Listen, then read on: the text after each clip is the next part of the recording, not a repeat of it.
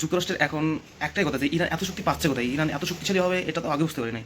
মানে যুক্তরাষ্ট্র যদি জানতে পারতো যে ইরান এত শক্তিশালী হয়ে ফিরে আসবে, তো জীবনেও যুক্তরাষ্ট্র অ্যাটাক করতো না, এবং ইসরায়েলের কথায় যুক্তরাষ্ট্র কখনোই যুদ্ধে নামতো না। তো যুক্তরাষ্ট্র কথা হলো ইরান এত শক্তি পাচ্ছে পাচ্ছে কোথায়। তো পূর্বে যখন রাশিয়া এবং ইউক্রেন যুদ্ধ হয়েছিল তখন রাশিয়াকে ড্রোন সাপোর্ট দিয়েছিল ইরান, সেখান থেকে এখন রাশিয়া বিভিন্ন ধরনের এক্সপার্ট, আজকে দেখলাম যে নতুন এক ধরনের মিসাইলের উদ্ভাবন করছে, নতুন একজন পরীক্ষা চালাচ্ছে যে যেই মিসাইল যুক্তরাষ্ট্রের কাছে নেই, কারোর কাছে নেই, এবং সেটার মেটাল জেট প্রয়োজন বানাতে হলে সেটা ইরানের কাছে নাই, বরং ধারণা করা হচ্ছে যে ইরান রাশিয়া থেকে যে কার্গো বিমান আসছিল সেখান থেকে ইরান আমদানি করছে। তো এই হেল্পটা রাশিয়া করতেছে। অপরপক্ষে চীনের প্রতি যুক্তরাষ্ট্র খেপা ছিল পূর্বে, তো 100% না কত পার্সেন্ট কর দিয়েছিল, ধার্য করছিল, তো সেখান থেকে একটা রাগ আছে যুক্তরাষ্ট্রের প্রতি চীনের।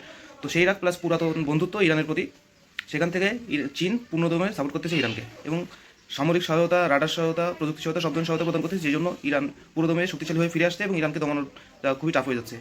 যে 5200 সৈন্য পাঠিয়েছিল যুক্তরাষ্ট্র ইরানে, তাদের জাহাজ আপনা আপনি কেমন কেমন জানি আগুন ধরে গেছে, এবং দীর্ঘ 18 ঘন্টা না কত ঘন্টা ধরে জ্বলছে আগুন, নিভাতে পারে নাই, অনেকে গুরুতর আহত হয়েছে তাদের সেনাবাহিনীদের মধ্যে।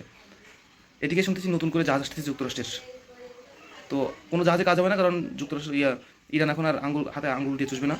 ইরানের পূর্ণ সাপোর্ট আছে এখন, এবং ইরান বলছে যে হুঙ্কার দিয়ে বলছে যে কোনো মাপ নাই, আগুনের উপরে আগুন জ্বলবে এখন থেকে।